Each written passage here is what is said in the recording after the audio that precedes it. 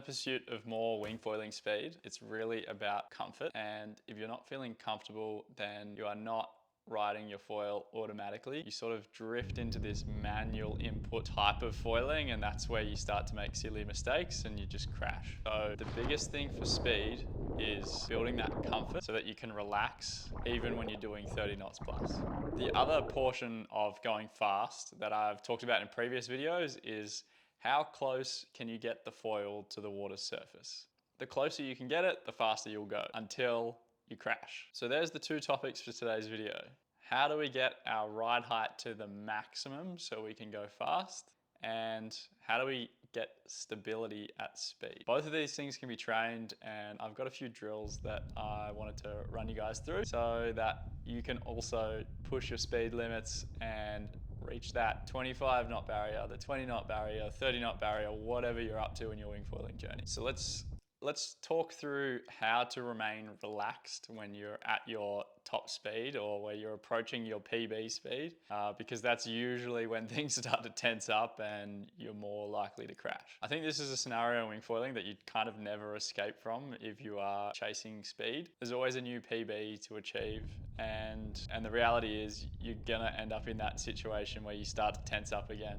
So I found myself in this situation again as I've jumped on the Chubunga V3 kite foil as I'm preparing for the Aussie Nationals in January. And whilst I've ridden foils that are smaller than this foil, I haven't ridden foils that are necessarily as stable or as fast. And so that's put me in a new situation of feeling that tenseness as I approach new faster and faster speeds. The biggest thing I've learned from this experience is the fact that you're not going to get a new speed in one session just by pushing as hard as you can and really just trying to rip everything out of the wing that you can get out of it, getting that foil as close to the surface as possible, all that sort of stuff, because you'll reach a power limit where even if you want to pull on more power, you know yourself that the moment you grab that extra power, it's going to send you into a crash. And those moments where I do crash, it's generally preceded in the 3-4 seconds before the crash by me manually trying to do something as opposed to sort of,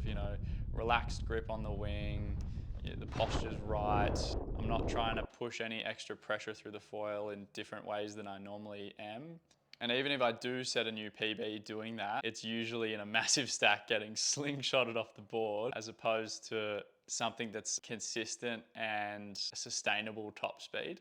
So what I've learned from chasing this top speed with this new foil is I'm better off looking at the bigger picture of how can I feel more comfortable on foil, and it's genuinely by focusing on those little cues of, don't death grip the wing, have that relaxed grip as you're sending it downwind, and don't expect big jumps in improvements in one session. You'll get it over multiple sessions by focusing on that relaxed nature of holding onto the wing and sending it downwind at speed. So it's not overly a drill, it's more of like a mental cue. Don't expect big jumps in one single session for your top speed, but if you focus on just that incremental improvement in feeling relaxed, you're gonna see some really good speed improvements over 3, 4, 10 sessions that you might have stagnated on in the past. So the other point that I touched on for going faster, achieving that new PB, is stability. And how do we get stability? The biggest hack that I found for feeling more stable on the foil is training in those unstable conditions. When the foil tips come out of the water, when I'm getting really close to the water's surface with my ride high, and crashing.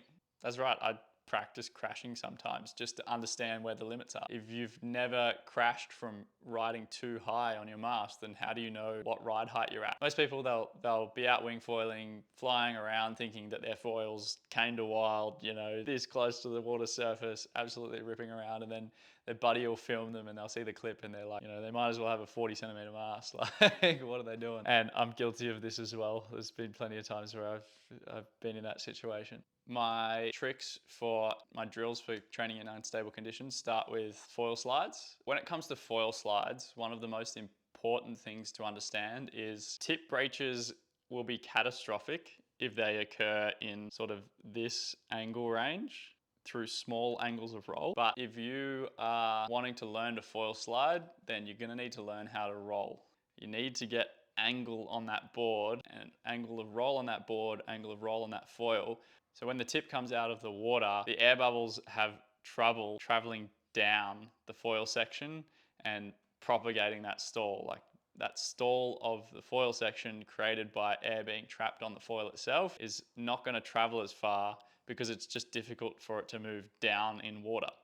When you've got a flat tip breach, it's only really, you sort of grab a little bit of air and then it can easily travel across the foil section relative to if you're foil sliding like this. So when you're learning the foil slides, it's a little bit tricky because you need to get to that extreme roll where you're kind of almost getting the board's rail to pretty much hit the water as you're getting the foil out of the water. I think if you're on the beginner end of learning the foil slide, a good drill is probably just rolling the board so that you kind of land on your back. So you're gonna crash, but you're gonna have at least a feeling of what it's like when the foil starts to come out of the water. From that, you can then try to control the foil slide, and that's where you're starting to learn how to deal with the foil in an unstable condition. So, how good are you at understanding how much roll you can put into your foil, knowing when that foil is going to come out of the water, and how it's going to behave when it does come out of the water. As you learn how this works, it's going to translate to when you start pushing speed, and every now and then the wingtip might just pop out of the water. And it's really going to translate in bumpy conditions, in windy conditions, where as much as you try to keep the foil completely underwater, you're going to be going through deviations in peaks and troughs of waves, and it's just inevitable that the foil tip's probably just going to jump out of the water here and there. And it looks kind of cool anyway, so like why not try to learn how to get part of the foil out of the water and absolutely rip around. So we kind of started in the deep end with the foil slides, and that's kind of my bad. I think the next drill I wanted to chat about is actually taking a step back. This will help the beginners a bit, and it's kind of just like progressive leg pumping is probably what you would call it. So for those at the real beginner end of the spectrum, they've always relied on the wing power, dragging them up onto foil. They haven't really used their legs that much to try and bounce the foil along. It will really help you to learn how to put pressure into the foil through leg pumping. If there's something that wing foilers take for granted, it's the power that the wing gives them, and they don't use enough of the power that they can put into the foil with their legs.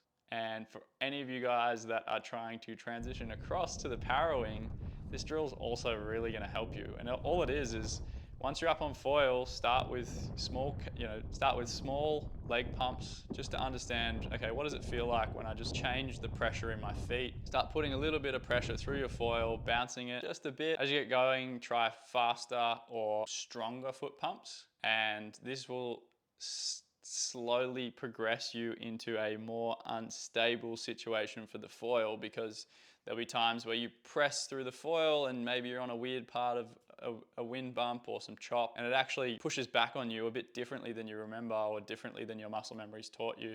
It's just going to keep putting you in situations where you need to learn your foil better, get really dialed, absolutely nail that stability, so when you do push for speed, you've got that muscle memory there. You know how to course correct when the foil pushes back on you in a bit of a weird way, and you'll be able to keep punching on and chasing that speed. So yeah, progressive leg pumps, just give it a go.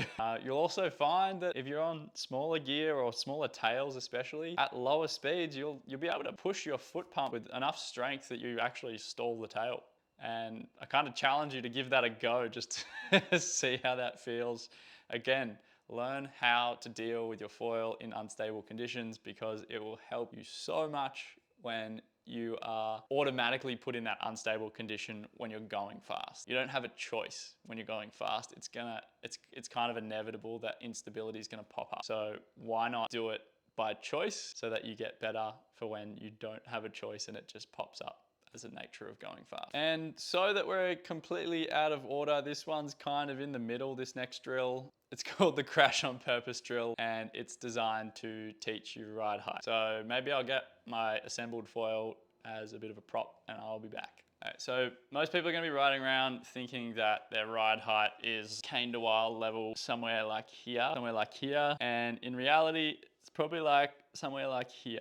So the idea with the crash on purpose drill is you basically right along with your wing, and you slowly increase your ride height with the expectation that you're going to crash. You should try your best to fight that muscle memory to not drop your ride height so that you don't crash, and just cop one crash for the sake of learning. What this is going to do is really show you that your nerves are probably going to kick in about here somewhere, and then as you keep going, you're ready for the crash, but it might probably still not come until much later, till you fully stall the foil. And the biggest thing with this one, just gonna put the foil down, the biggest thing with this drill is I really would recommend, as you're doing this, get the wing overhead. So what will happen is the foil will stall. Ideally, if you don't have foot straps, it'll just slip out the back, and keep holding onto your wing. It'll carry you safely out of the way of the foil. If you do have foot straps on, just be prepared to kind of slip out of them, or just don't be in the back foot strap especially, and just learn that ride height through finding the limit. Because most of the time we learn this limit flying down a wave, absolutely sending it with no hope, no feeling through our legs of how much foot pressure you have, understanding where you are. You just, thing happens in a split second and you're pretty much cooked. Doing this on purpose will teach you exactly where the limit is, so that you know when you're wanting to go fast, you have that muscle memory of what it feels like to be super high, ride height wise, out of the foil, out of the water, making the most of reducing drag so that you go fast. So that's the drills. Each of them help you to identify the limits of your foil, understand how it works in unstable conditions, and ultimately help you to be more relaxed when you are trying to push for speed. So learning to find that limit, and then also being able to feel relaxed at that limit, will help you unlock the most potential out of your foil in terms of speed. Speed really does come from control. So the more you can feel in control, the more your PB and speed will keep climbing. And if you like this video, I think you'll like these ones. So go check them out.